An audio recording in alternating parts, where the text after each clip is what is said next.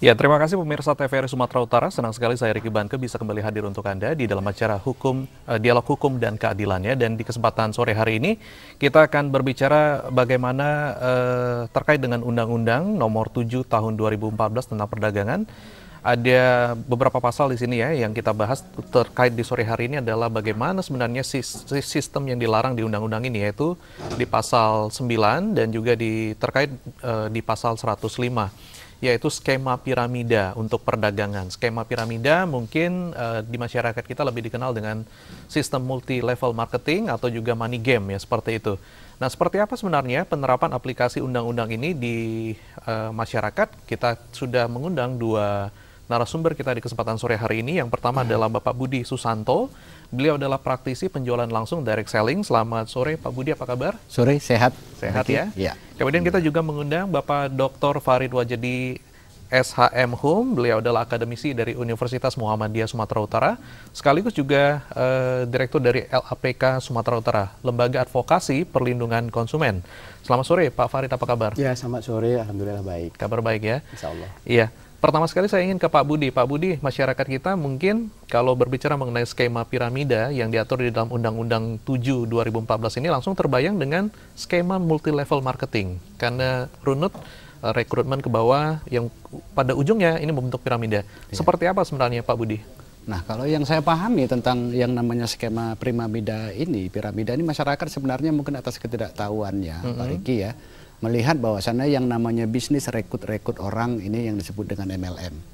Tapi selama sepengetahuan saya menjalankan dalam sebuah bidang MLM ini, ya saya lihat, nah masyarakat ini kan tidak mengerti adanya MLM yang berkedok money game artinya. Nah, ciri-cirinya itu bisa kita lihat bahwasannya dari kita lihat, biasanya uang rekrut itu lebih besar. Itu yang pertama. Dan nilai produk yang ditawarkan itu tidak sebanding dengan biaya rekrut. Itu ciri-cirinya. Dan yang kedua biasanya skema-skema Ponzi ini bermain di uang rekrut biasanya. Jadi artinya ada uang recruiting yang sehingga menguntungkan orang yang direkrut. Jadi nah inilah yang ketidakpengetahuan masyarakat ini sehingga menyamakan ya bidang MLM dengan yang namanya money game. Jadi artinya dengan adanya Undang-Undang Nomor 7 2014 ini, artinya kita akan lebih menegaskan lagi bahwasannya yang namanya money game ini memang betul-betul artinya harus dipublikasikan sehingga masyarakat ketika ingin berkarir di MLM, dia bisa memilih satu perusahaan yang tepat. Gimana perusahaan yang sebenarnya MLM? Gitu loh artinya, Pak Riki. Jadi sehingga dengan adanya peraturan ini, sehingga masyarakat lebih cerdas lagi untuk memilih sebuah MLM, adanya pembedaan antara MLM dengan praktek MLM yang mana yang praktek money game. Demikian Pak Riki. Oke. Pak Budi, ini kita ketahui bahwa kalau di Indonesia skema piramida ya, namun di dunia internasional lebih dikenal dengan skema Ponzi dari tahun 1919 ya, 1919. Betul. Kemudian ada beberapa tipe, ada beberapa pengembangan skema tersebut, dan di Indonesia termasuk yang paling banyak pengembangan skema tersebut. Nah, di tempat Bapak sendiri seperti apa sebenarnya yang diterapkan untuk rekrutmen itu, Pak? Nah, kalau kita artinya di perusahaan yang saya geluti sekarang, yang saya karirin, kita tidak ada yang namanya bonus rekrut.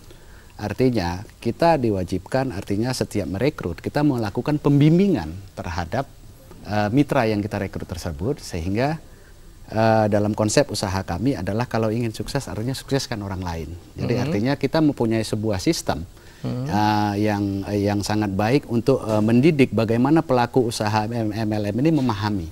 Jadi kita punya kurikulum yang bagaimana membuat orang from zero to hero sehingga tahap demi tahap mengikuti pelatihan. Sehingga sistem inilah yang diduplikasi artinya. Jadi sehingga ya kami bermain dengan penjualan produk. Jadi bisnis yang baik adalah bonusnya dibayarkan dari penjualan produk tersebut. Penjualan produk. Iya. Namun jadi, ada kewajiban Pak untuk rekrutmen anggota? Ada kewajiban? Tidak ada kewajiban kita merekrut. Ketika orang di dalam bisnis kami, orang masuk ke dalam bisnis kami, artinya kalau hanya ingin membeli murah sebagai member, diperbolehkan. Jadi artinya agar supaya dia bisa membeli murah harganya. Nah, ketika dia ingin berkarir, kita punya kurikulum yang membuat ya ini memahami bagaimana sih MLM ini. Gitu loh Pak. Seperti jadi apa Pak yang di sana? Ya kalau kita lihat di kita ada pelatihan-pelatihan yang bagaimana pelatihan produk. Karena inti-inti semua bisnis yang saya pahami adalah intinya adalah produk. Produk ini harus bermanfaat bagi masyarakat luas. Dan artinya produk inilah kalau di usaha kami yang menjadi nilai jual utama. Produk sebagai nilai jual utama. Nilai jual utama, Pak. Nah, baru dikombin lagi dengan sisi pembagian hasil yang adil. Jadi di kami artinya bukan orang awal itu selalu sukses, tidak. Jadi bahkan orang yang terakhir masuk pun kalau dia berkarir dengan benar, sehingga distribusi produk di jaringannya lebih banyak, maka dia lebih berkesempatan mengecap kesuksesan lebih awal daripada orang yang baru. Nah, jadi di sini, jadi training-training ini yang membuat kepahaman bagi mitra-mitra kita, sehingga ada training produk, setelah ada training product knowledge, kita ada yang how to start. Bagaimana sih melakukan bisnis kita? Bagaimana mensponsori, bagaimana menservis, ya kan, bagaimana memfollow up. Jadi artinya inilah sehingga ada hingga training-training yang dibuat oleh leader dan dibuat oleh manajemen sendiri. Oke, Ya. baik. Pak Farid, kalau kita dengar pemaparan dari Pak Budi ini memang tidak diwajibkan ya untuk rekrutmen anggota begitu. Namun secara umum barangkali juga kalau kita lihat tetap ada skema piramida yang tersusun ya Pak ya, karena ada anggota-anggota. Kalau ingin berkarir ya, ingin berkarir tetap akan membentuk skema piramida. Sebenarnya apa sih Pak yang dilarang di Undang-Undang 7 2014 ini? Tadi sudah disebutkan sebenarnya bahwa ada dua, yang saya pahami dari penjelasan tadi, ada dua sisi. Sisi pertama, kalau multi level marketing itu lebih menonjol pada nilai nilai jual produk. Lalu kemudian kalau rekrutmen itu bukan sebuah keniscayaan, bukan keharusan, silahkan jika ingin berkarir, tapi bukan merupakan keniscayaan. Sebaliknya kalau dari tadi yang sebut dengan skema piramida dan pendekatan money game itu, nilai jual yang utama bukan produk, melainkan partisipasi anggota baru berupa uang pendaftaran. Jadi kalau tadi misalnya ada rekrutmen yang diharapkan yang menonjol itu pertama tadi bukan penjualan produk, melainkan partisipasi anggota baru. Lalu kemudian yang kedua, kalau kemudian ada sebuah kewajiban bahwa anggota baru harus melakukan rekrutmen lagi, sehingga kemudian disitulah tadi muncul skema itu. Yang satu mendapatkan 2, yang 2 mendapatkan 4, yang 4 mendapatkan 8 dan seterusnya. Jadi muncullah 1, 2 masing-masing dan seterusnya. Undang-undang melarang skema itu. Nah, itu yang dilarang itu adalah ketika bukan produk yang menjadi nilai unggulan, melainkan uang pendaftaran atau partisipasi anggota baru. Jadi pengalaman bahwa ketika itu yang lebih menonjol, maka pada suatu ketika akan sampai pada titik jenuh. Tidak ada lagi pendaftaran baru, tidak ada partisipasi anggota baru, sehingga kemudian yang terjadi adalah stagnasi, berhenti. Nah, ketika berhenti, sementara produk sebenarnya tidak punya nilai jual, melainkan uang pendaftaran, maka disitulah biasanya ketika terbentur pada dinding berhenti pada satu ketika, maka sebenarnya perusahaan yang dengan skema piramida yang mengharapkan uang pendaftaran anggota baru itu akan berhenti pergerakannya. Begitu berhenti pergerakannya, karena produk sebenarnya hanya memang produk ada yang dijual, tetapi sebenarnya bukan itu yang bukan nilai utamanya, maka dia biasanya akan berhenti pada kalau boleh sebutkan pada titik jenuh tertentu, dan biasanya begitu berhenti pada titik jenuh tertentu, biasanya perusahaan akan kolaps, dan biasanya dalam proses yang seperti itulah perusahaan akan menghilang.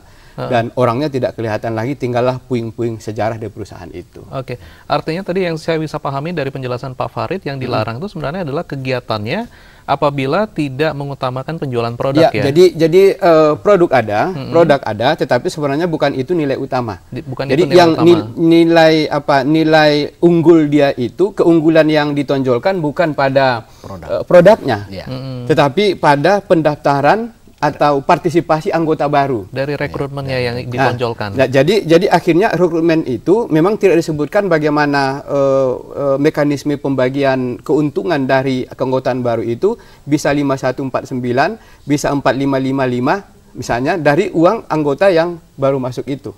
Memang kamuflasenya produk tetap ada, tetapi sebenarnya itu hanya embel-embelnya saja. Yang paling utama adalah rekrut sebanyak mungkin orang, dan disitulah kita akan mendapatkan keuntungan. Oke, kalau kita kembali berkaca Pak, berkaca ke pasal 9 dan pasal 105 Undang-Undang 7 2014 ini, apakah memang tidak dilarang Pak sebenarnya penjualan menggunakan skema piramida? Kalau konteksnya sebenarnya begini, bukan skema piramidanya yang bermasalah. Yang bermasalah itu adalah soal pilihan ketika uang pendaftaran itu yang lebih dijadikan sebagai unggulannya, bukan pada produknya. Karena dalam kasus dalam kasus yang lain ketika nilai produk yang diutamakan, sebenarnya dia tetap membutuhkan jaringan-jaringan baru, karena tidak mungkin hanya berhenti pada pelanggan tertentu. Jika mendapatkan keuntungan yang besar, maka juallah produk sebanyak-banyaknya. Tadi ada keuntungan dari nilai jual, ada juga kemungkinan bonus. Tetapi kalau di sisi lain, kalau skema piramida yang dilarang itu adalah ketika produk hanya dijadikan sebagai topeng. Tetapi sebenarnya yang diharapkan bukan penjualan produknya, tetapi bagaimana mungkin sebanyak orang direkrut, lalu kemudian mendapatkan keuntungan bukan dari produk. Karena tadi juga disebutkan bahwa antara uang pendaftaran dengan nilai produk itu tidak seimbang. Dia akan lebih mahal uang pendaftaran dibandingkan dengan harga produk. Walaupun harga produk itu biasanya diakumulasi dengan uang pendaftaran itu. Yang di pasaran misalnya hanya 300 bisa menjadi 500 karena 200 misalnya uang pendaftaran gitu. Oke, Pak Budi, boleh dijelaskan kembali Pak Budi, sebenarnya yang kalau di tempat Bapak ini lebih ditekankan tadi sebenarnya untuk penjualan produk ya? Kemudian? Ya, kalau kita di perusahaan kita, artinya kita lebih intinya adalah kepada yang pertama, biasanya kalau orang bergabung di perusahaan kami adalah biasanya karena produk. Artinya karena sebuah produk, karena ya perusahaan kita betul-betul konsentrasi di dalam bidang produk, sehingga varian produk kita itu jumlahnya hampir 90 lebih. Jadi dari mulai otomotif, kesehatan, jadi sehingga orang bergabung di usaha kami itu biasanya rata-rata karena produk itu awalnya. Karena saya pun dulu 2007 bergabungnya karena produk, gitu artinya. Kayak kenal sebuah produk, sehingga setelah saya kenal sebuah produk, karena saya punya masalah pencernaan pada saat itu, dikenalkan sebuah produk, sehingga gimana caranya untuk beli murah, akhirnya saya punya member. Nah, setelah saya punya member, akhirnya ya saya mulai diajak secara bisnisnya, karena dengan manfaat produk itu saya bermanfaat di diri saya, sehingga saya mulai datangi pertemuan sebuah perusahaan itu. Ternyata saya lihat, wah ini luar biasa, saya lihat ini juga bagus, akhirnya saya mulai ikut.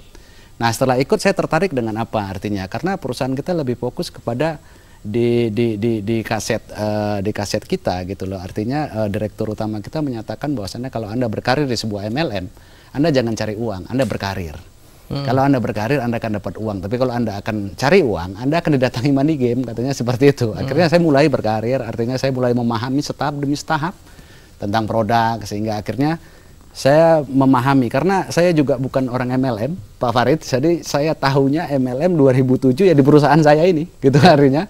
Sehingga saya lihat bahwasannya zaman dulu juga ada yang namanya money game, saya ngerti, tapi saya tidak paham.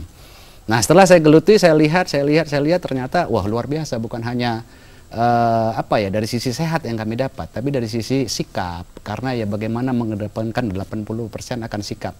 Jadi ya training demi training ini, sehingga saya memahami bahwasannya untuk sukses ya di bidang kami ini ya, terutama di perusahaan kami ini ya, bagaimana kita bisa membimbing. Karena kita punya sebuah sistem yang sangat bagus sekali dengan sekap, servis, dan sponsoringnya. Ketika kita diajarkan mempunyai 3S ini, kita paham akan sikap, kita akan paham akan servis dan sponsoring, otomatis kita akan bisa menjadi coach, pelatih, pembimbing. Nah, saya tahu yang namanya MLM adalah dunia duplikasi. Ketika kita bisa menduplikasikan ini, maka mungkin jaringan kita akan besar.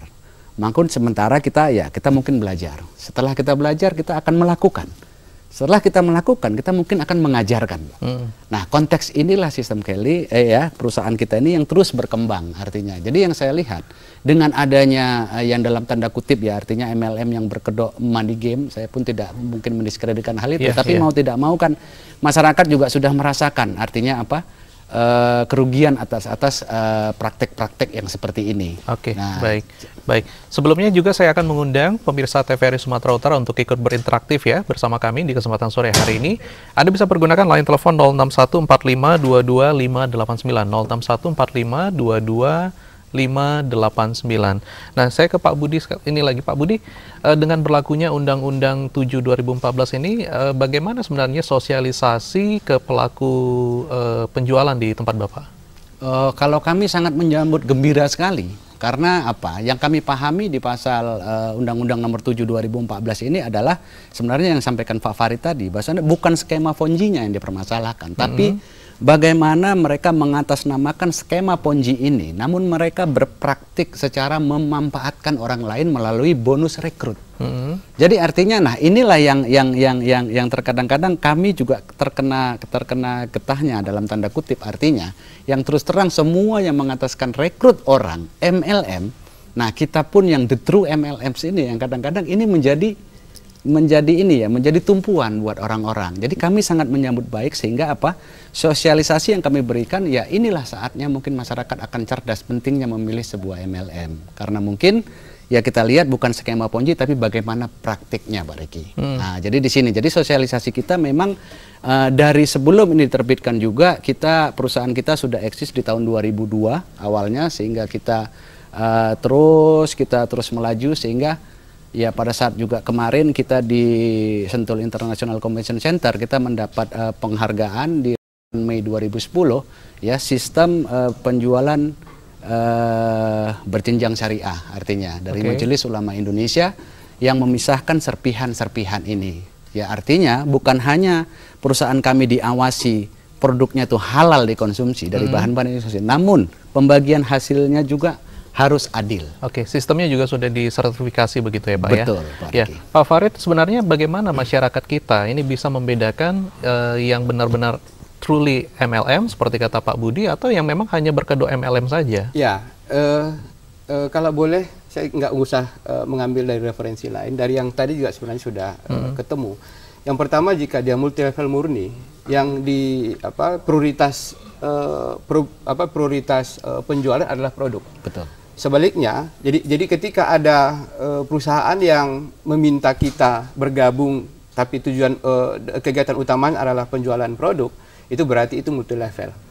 Tetapi sebaliknya, jika ada perusahaan yang mengajak bergabung, tetapi sebenarnya lebih memberikan iming-iming yang serba instan dalam kaitan mendapatkan keuntungan, maka sebenarnya pada saat bersamaan itu sudah tercium aroma money game-nya. Jadi cara yang pertama tadi soal apa yang dijual, kemudian yang kedua bagaimana cara mendapatkan keuntungan. Kalau dalam konteks multi level, dan ini sebenarnya bukan sesuatu yang baru, jika ingin mendapatkan keuntungan memang harus bekerja keras, tidak memprioritaskan keanggotaan baru, tapi lebih menonjol kepada penjualan produknya. Semakin banyak produk yang produk yang terjual, maka semakin besar potensi keuntungan yang didapatkan. Sebaliknya yang tadi, semakin banyak melakukan rekrut orang, maka semakin besar keuntungan yang didapatkan, tapi sifatnya adalah instan. Nggak perlu banyak keluar keringat, yang penting janjikan sesuatu kepada orang lain, bahwa dengan menjadi anggota saya dapat sekian, Anda dapat sekian, dan seterusnya. Lalu yang berikutnya, bahwa kalau dia multi level yang sesungguhnya itu kecil peluang untuk berhenti sepanjang produk laku, sepanjang produk dibeli oleh orang lain, atau mungkin juga dikonsumsi untuk diri sendiri. Betul. Maka sebenarnya perusahaan tetap akan jalan. Tetapi kalau tadi yang sistem piramida pendekatan money game itu, ketika produk berhenti, karena kadang-kala juga produknya bukan sesuatu yang kita menjadi bukan sesuatu yang menjadi kebutuhan kita. Kadang cuman celana, kadang cuman kebutuhan-kebutuhan yang sangat tersier, bukan kebutuhan-kebutuhan yang sifatnya primer atau sekunder. Jadi dalam hal-hal tertentu pada akhirnya produk akan ketinggalan, tetapi kemudian rekrutmen itu kan yang terus menonjol. Yang saya sebutkan tadi di awal, begitu dia berhenti pada suasana titik jenuhnya, maka pada akhirnya biasanya disitulah perusahaan akan ambruk. Oke, Pak Farid tadi dikatakan bahwa bagaimana kita mendapatkan keuntungan itu juga harus diperhatikan ya. Nah, ini sebenarnya yang penting, bahwa di multi level itu yang murni, terlepas dari soal yang dijalani oleh Pak Budi, keuntungan itu adalah hasil sebuah proses kerja keras. Sebaliknya, keuntungan di skema piramida ala money game itu, keuntungan dikesankan serba instan. Nah, dapat dihitung lebih mudah menghitungnya secara matematis. Jadi kalau misalnya dapat direkrut sekian, nggak perlu jual produk nggak perlu dijual. Maksud saya produk nggak perlu harus dikonsumsi. Produk karena tadi dia adalah sekunder bukan primer, karena yang primernya adalah rekrut anggota baru, tidak memerlukan produk yang harus digunakan. Jadi karena memang dia bukan menjual produk, tetapi memang dia harus ada produk itu, dan ini adalah bungkusan usaha, sehingga pada akhirnya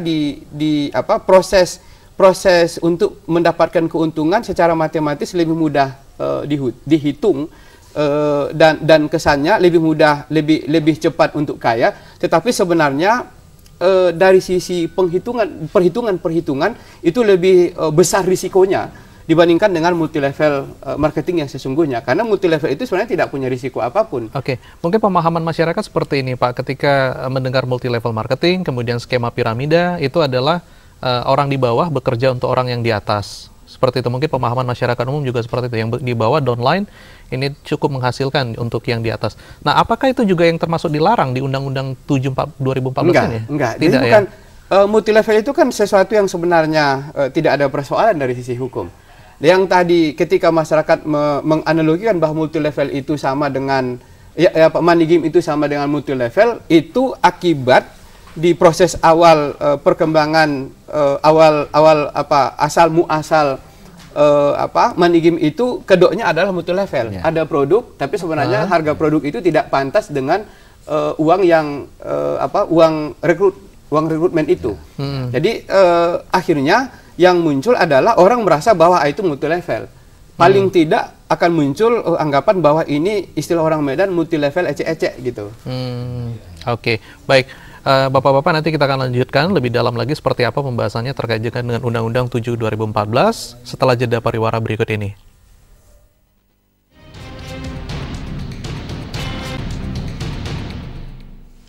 Terima kasih pemirsa TVRI Sumatera Utara, Anda masih bersama kami dalam acara Dialog Hukum dan Keadilan, dan kita masih membahas bagaimana skema piramida atau skema Ponzi yang diatur di dalam Undang-Undang Nomor 7 Tahun 2014. Nah, kita bersama dengan dua narasumber di kesempatan sore hari ini, Pak Budi. Ya. Pak Budi, tadi kalau kita berbicara mengenai skema piramida, skema Ponzi yang terkait dengan penjualan produk ya.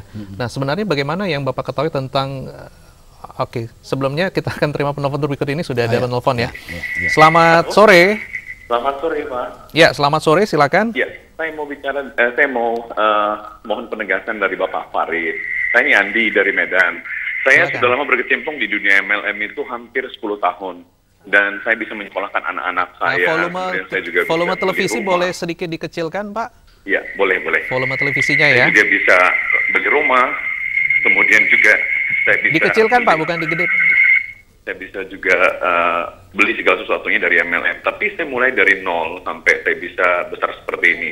Tentunya setelah adanya pernyataan Undang-Undang Nomor 7 Tahun 2014 ini, ada keraguan sekarang di komunitas saya. Ini justru ada ketakutan begitu loh. Ada ketakutannya begini, ini dilarang pemerintah loh. Walaupun kita mungkin yang kita lakukan ini benar, tapi ini kayaknya ada larangan dari pemerintah begitu loh. Nah, ini yang saya dapat dari komunitas-komunitas di grup saya begitu. Jadi saya mohon penegasan dari Pak Farid mungkin selaku narasumber sore hari ini ya, yang bisa memberikan pemahaman kepada masyarakat mana yang benar-benar MLM yang bisa kita lakukan dan mana yang tidak kita lakukan sebenarnya begitu loh, sehingga tidak membingungkan masyarakat atas Undang-Undang Nomor 7 Tahun 2014 ini, Pak. Itu aja mungkin harapan saya, dan juga nanti mungkin dari Pak Budi bisa memberikan pemahaman juga nanti bagaimana sebenarnya MLM itu yang sudah Pak Budi lakukan sehingga dia bisa sukses seperti ini begitu. Itu aja mungkin, Pak. Terima kasih. Baik, terima kasih Pak Andi.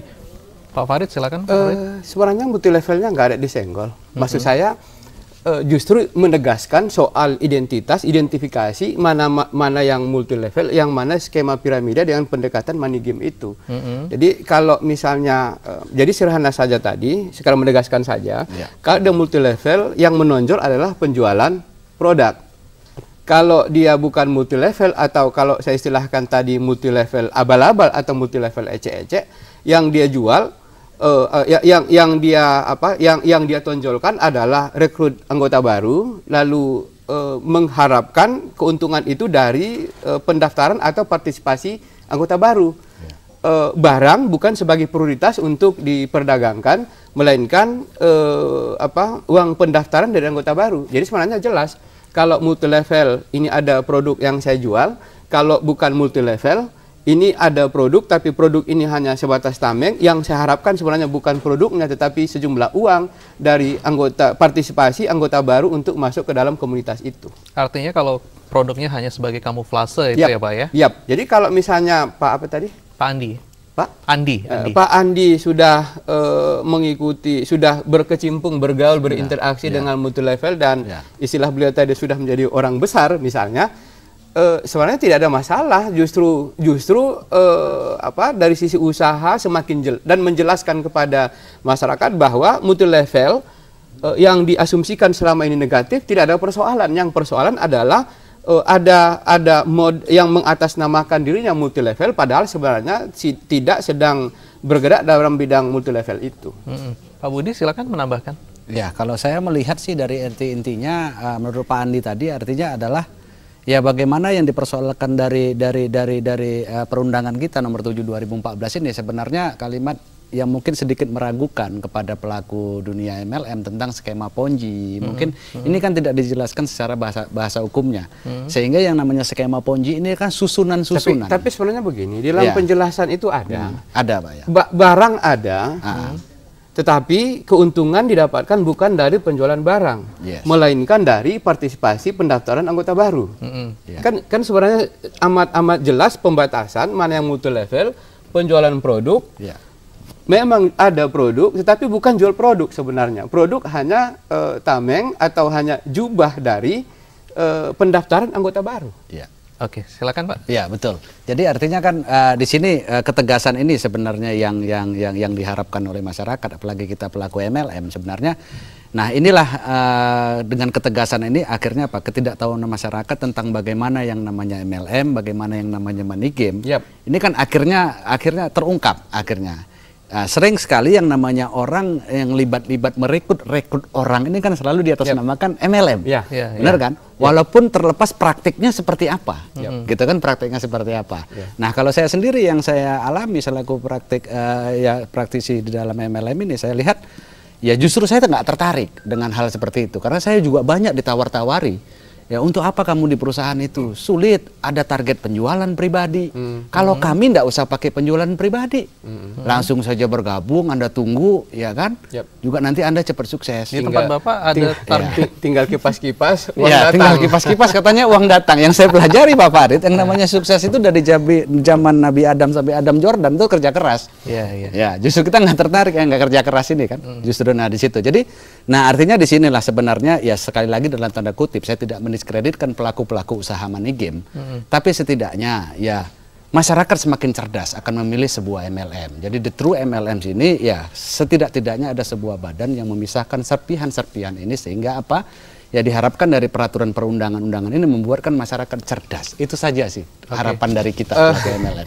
Sebenarnya begini, masyarakat belum cerdas, cuman masyarakat terlindungi jika selama ini aturannya kan nggak jelas. Apakah misalnya pasal penggelapan, pasal penipuan dan seterusnya.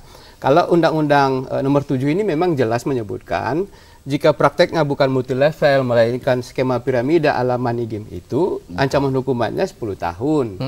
Dendanya 10 miliar yang selama ini itu nggak ada. Nah, mungkin ini Pak yang menjadi kekhawatiran penelpon kita juga karena sistem yang ada dibangun selama ini kan memang sistem piramida gitu.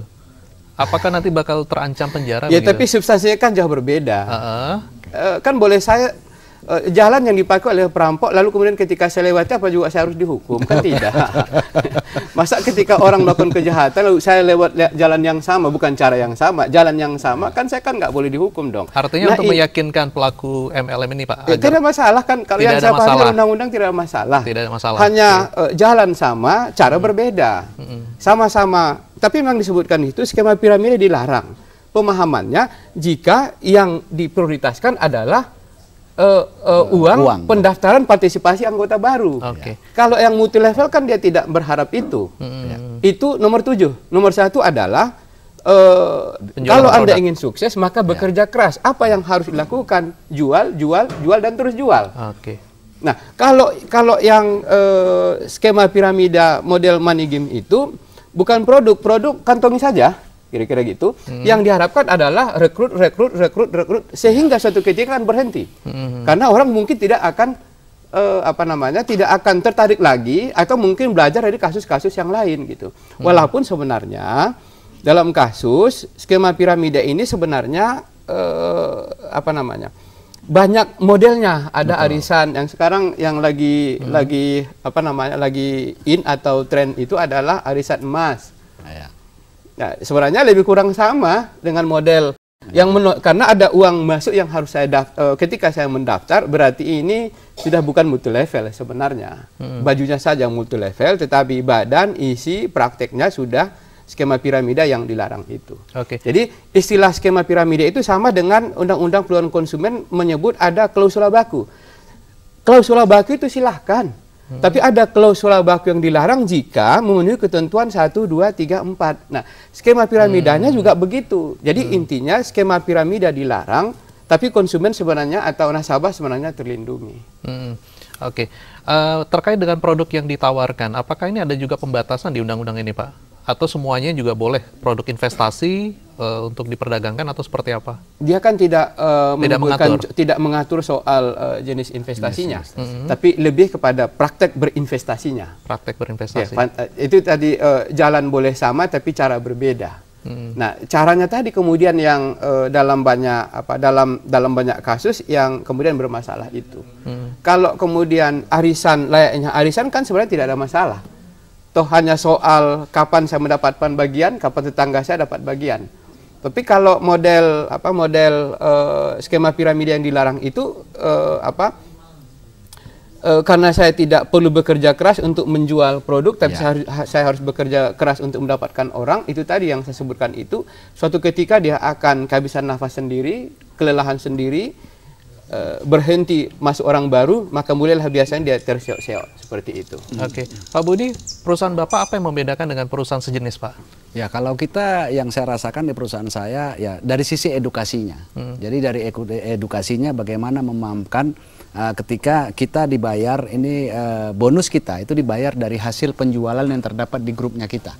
Bukan hanya pribadi. Downline, Pak. Ya, di mitra-mitranya kita. Jadi artinya bahkan ya kalau kita rasakan sendiri, ya kita setiap 6 bulan itu ada produk baru yang untuk bagaimana kita menyegarkan kita karena mungkin produk lama itu sudah sedikit kurang diinjek dengan produk yang baru sehingga kita tetap dalam konteks pendistribusian. Jadi kalau di usaha yang saya geluti artinya, nah kita awalnya mungkin sebagai distributor. Nah setelah kita sebagai distributor mungkin kita akan melanjut kepada ya sistem yang namanya kita sebagai sales. Mungkin akhirnya kita bisa menjual produk, bukan hanya menjual tapi kita mengkonsumsi sendiri.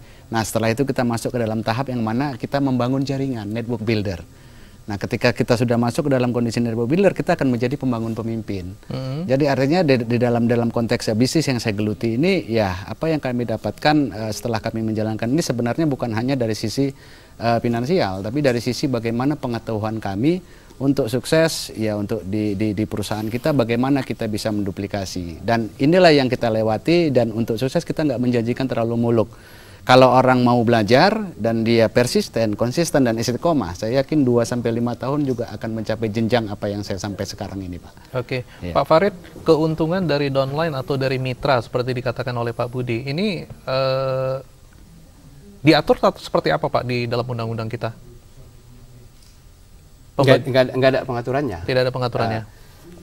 Sama tadi dengan yang sebenarnya yang bukan hanya multi level tapi juga yang skema piramida itu tidak ada penjelasan sebenarnya model profit sharing pembagiannya itu.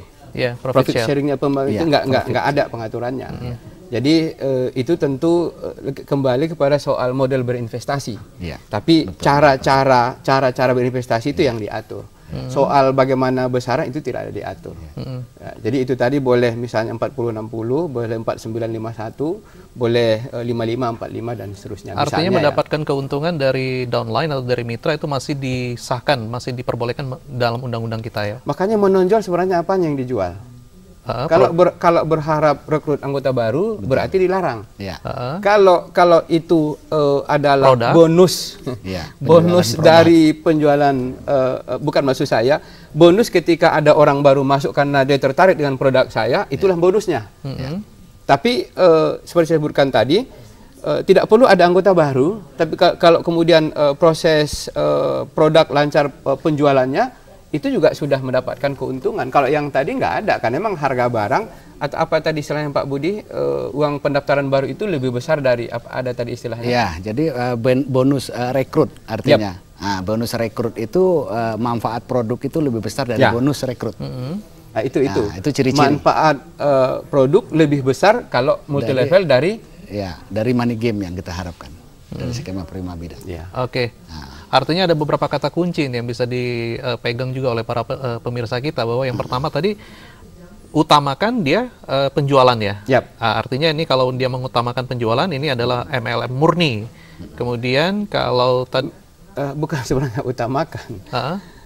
Produk yang dia jual pekerjaan cirinya memang dia jual produk. Jadi bukan mengutamakan, itu berarti yang kedua berarti pendaftaran baru yang dia jual. Anggota. Ya. Kalau multi level memang pekerjaan itu yang menjual produk. Oke, baik, kita terima dulu penelpon berikut ini. Selamat sore. Sore. Ya, silakan. Ya, Pak Yusuf, silakan. Iya Pak. Jadi tadi saya melihat dari awal ini Pak ya diskusinya kan, yang mau saya tanyakan dengan Pak Budi Susanto sebagai praktisi, kan ada bisnis-bisnis seperti ini yang ini nggak ada tutup poin, katanya kan. Dan ini tidak perlu tutup poin dan tidak ada kerja keras lah, saya bilang seperti itu. Nah, sementara ada bisnis yang tutup poin, mereka merasa ini jadi beban gitu. Nah, itu bagaimana Pak Budi kira-kira dengan bisnis tutup poin tadi dengan tidak tutup poin? Oke, baik. Terima kasih. Terima kasih Pak Yusuf, silakan Pak Budi. Oke Pak Yusuf, ya saya kira begini. Jadi artinya justru kalau kita lihat kan banyak pemancingan orang bahwasannya dengan usaha dengan yang tutup poin, Pak Farid, ada yang modelnya juga tidak tutup poin. Artinya tutup poin ini maksudnya begini. Ada beban sales pribadi kita, perbelanjaan pribadi, apakah itu mau digunakan sebagai kita user, sebagai kita pakai untuk sehat sendiri ya, manfaat produk itu, atau kita untuk jual ke orang lain ya manfaatnya. Artinya ada juga satu perusahaan juga yang menawarkan kita itu tidak perlu hal seperti itu. Nah, kalau saya membedakan di hal ini sekali lagi ya artinya tanpa mendiskreditkan perusahaan-perusahaan lain yang hal seperti itu. Justru kalau kita lihat dari sebuah usaha perguliran sebuah produk. Nah, bayangin kalau sebuah usaha kita tidak punya nilai perguliran produk. Jadi omset daripada perusahaan itu mau diambil dari mana? Kalau pelakunya masih 100 orang mungkin masih agak mudah. Kalau sudah ribuan orang semua tidak memberikan kontribusi tutup poin atau membeli produk, kira-kira omsetnya dari mana ini kira-kira? Nah, mungkin ini akan, ya itu tadi yang kata Pak Farid, ini suatu ketika mentok sehingga perusahaannya kolaps karena tidak bisa membayar bonus para mitra. Nah, justru saya setuju dengan apa yang bagaimana kita ini bisnis harus ada produk yang bergulir. Dan produk bergulir ini diwajibkan kepada member bagi yang ingin berkarir. Benar? Ya, seperti kita terima lagi penelpon berikut ini. Selamat sore. Halo, selamat sore. Halo. Ya, silakan Ibu. Halo Pak. Oh ya, silakan Bapak. Iya, ini berkaitan dengan MLM ini ya Pak. Ya, silakan Pak Aldi.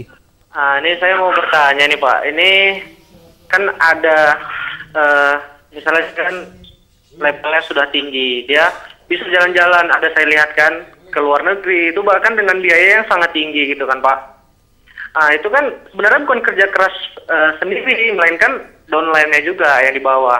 Itu apakah adil seperti itu Pak? Itu yang saya pertanyakan maksudnya gitu. Itu saja Pak Aldi. Iya Pak. Baik, Pak Aldi mungkin bisa dijawab dulu oleh Pak Budi, nanti ditambahkan oleh Pak Farid.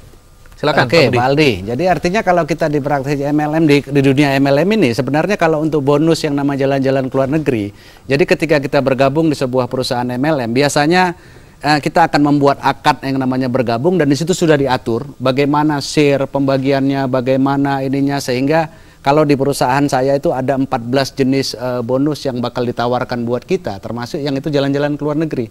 Namun tidak semua orang-orang yang dapat kesempatan jalan-jalan ke luar negeri itu ada kualifikasi yang harus dilewati.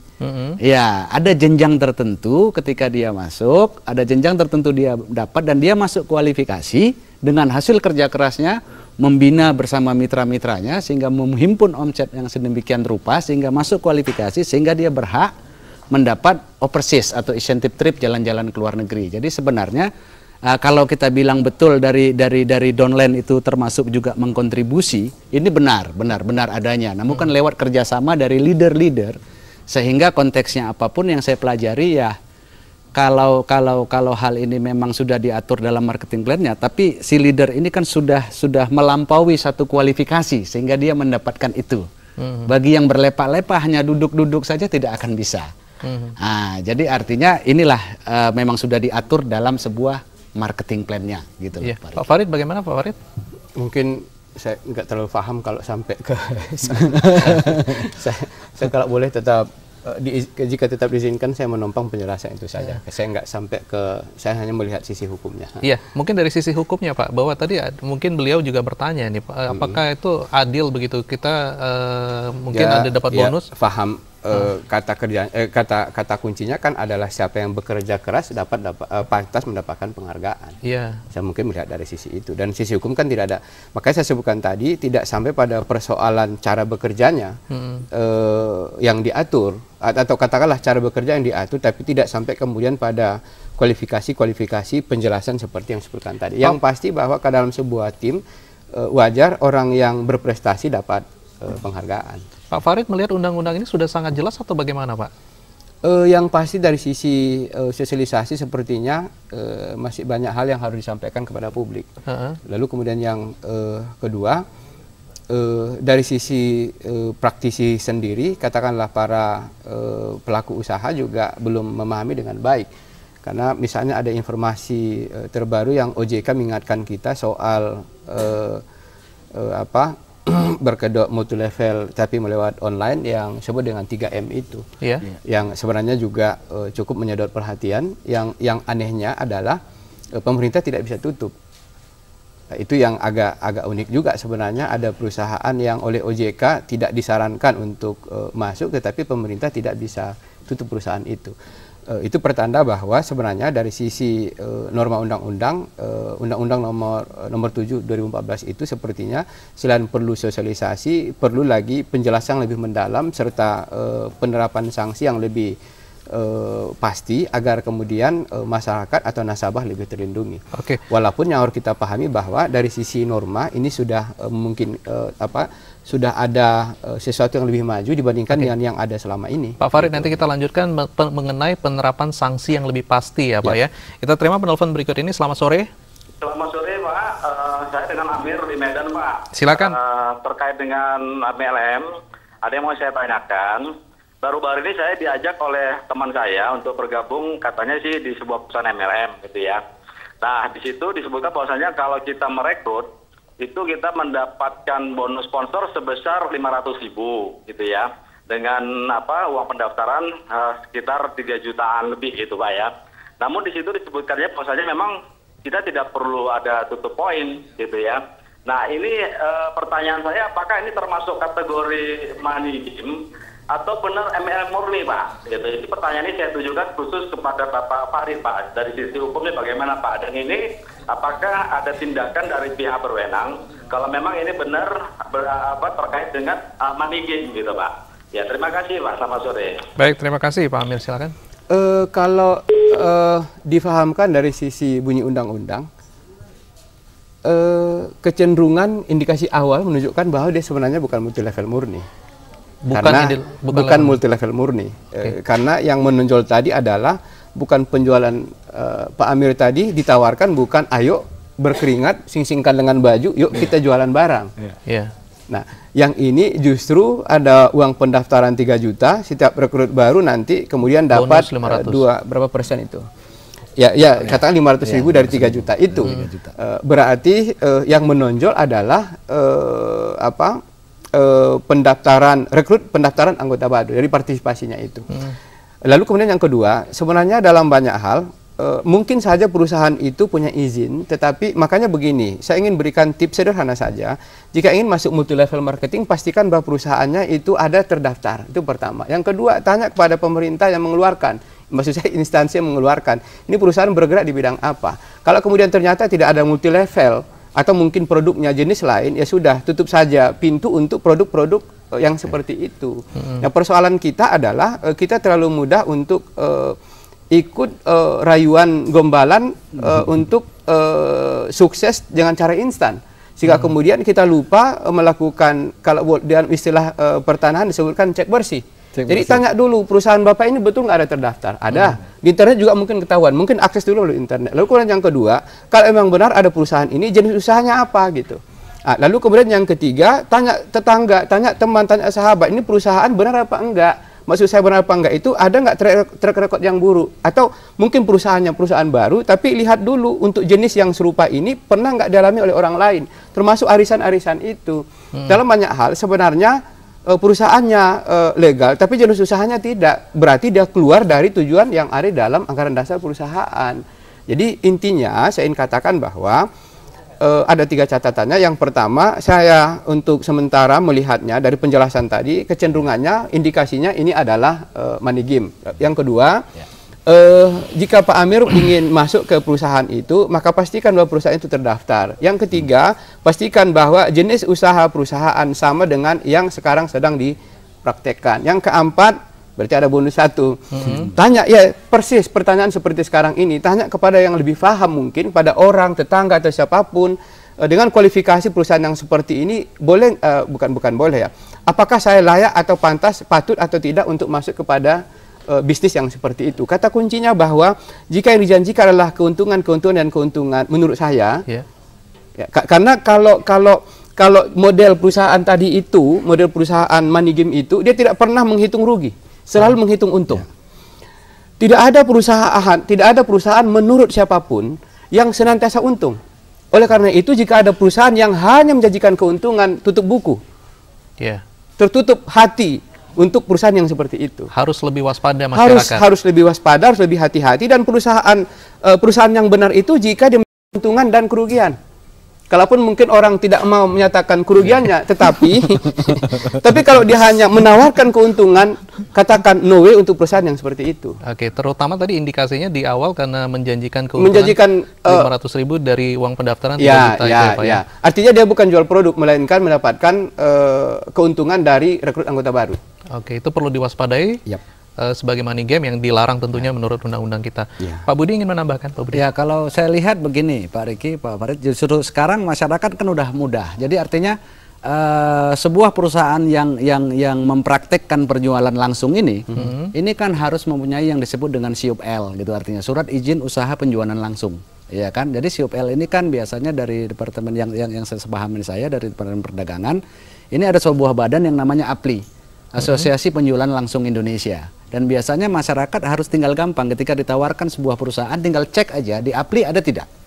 Nah, terdaftar tidak di APLI, di Asosiasi Penjualan Langsung Indonesia. Cukup dicek di situ saja. Ketika terdaftar, memang ini mungkin perusahaan oke, dia memang layak melakukan direct selling. Nah, seperti itu. Untuk langkah pertama ya. Langkah pertama, Pak Farid. Ya, langsung ke APLI. Artinya bukan berarti ada jaminan pasti bahwa begitu terdaftar maka jenis usahanya juga sesuatu yang pasti.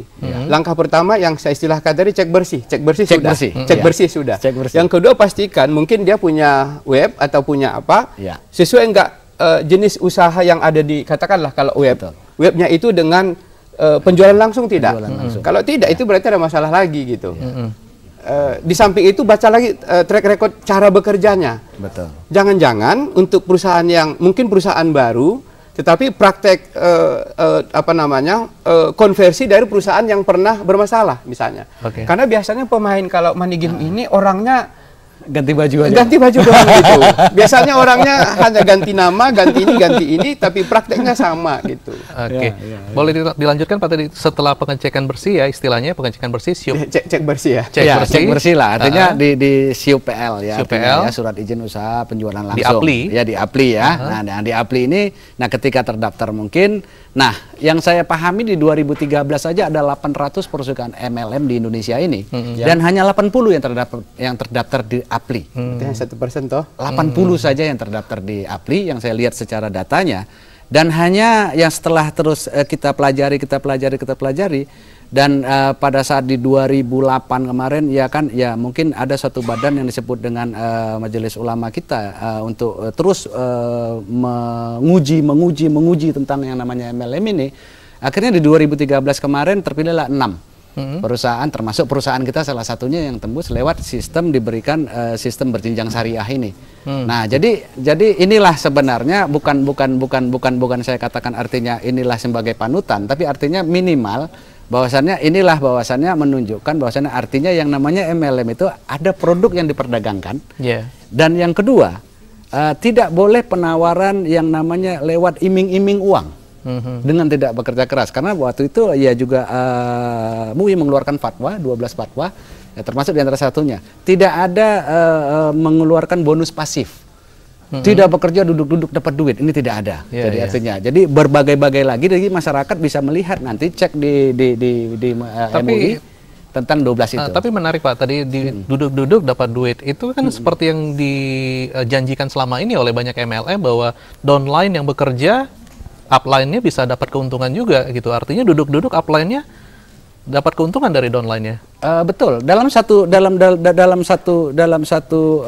perjalanannya, akhirnya kita kan sebenarnya begini, artinya yang namanya MLM ini saya lihat kan bisnis duplikasi. Nah, awalnya kita yang melakukan, akhirnya kita bekerja sama. Yang saya katakan tadi, awalnya kita belajar, kita melakukan, setelah kita pintar, ajarkan dengan sebuah sistem ini. Jadi ada porsi bergantian. Jadi konsepnya sebenarnya bagaimana, ya saya mengutip dulu ya sama aja, ya ada sebuah mie instan ya Pak Lim Silong namanya, jual mie instan, bahkan yang menjual mie instannya lebih kaya daripada orang yang membuat mie instan. Ya, jadi konsepnya jual 1000 botol pakai 1000 orang. Ya. Pak Farid silakan. Ya, saya mau katakan begini. Kalau ternyata perusahaan itu tidak pernah terdaftar ya, atau tidak ada terdaftar, maka konsekuensinya ya tanggung sendiri gitu.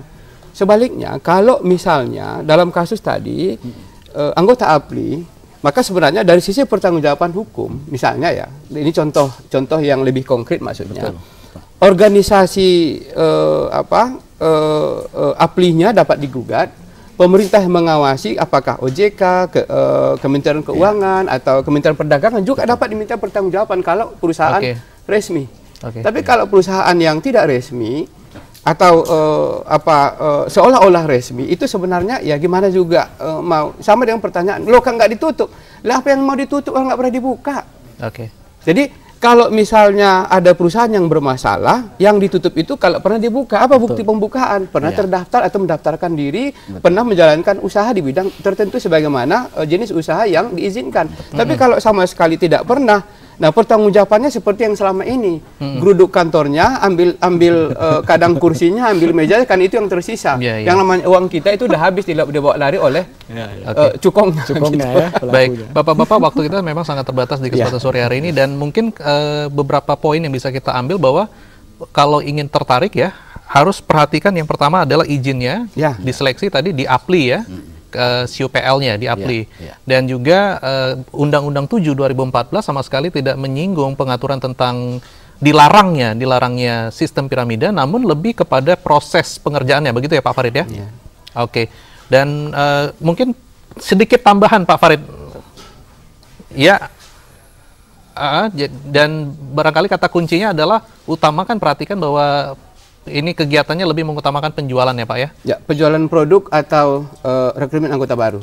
Baik. Terima kasih Bapak-Bapak sudah hadir di kesempatan sore hari ini di acara Dialog Hukum dan Keadilan. Demikianlah pemirsa, kita akan bertemu lagi minggu depan tentu dengan topik yang berbeda. Selamat sore.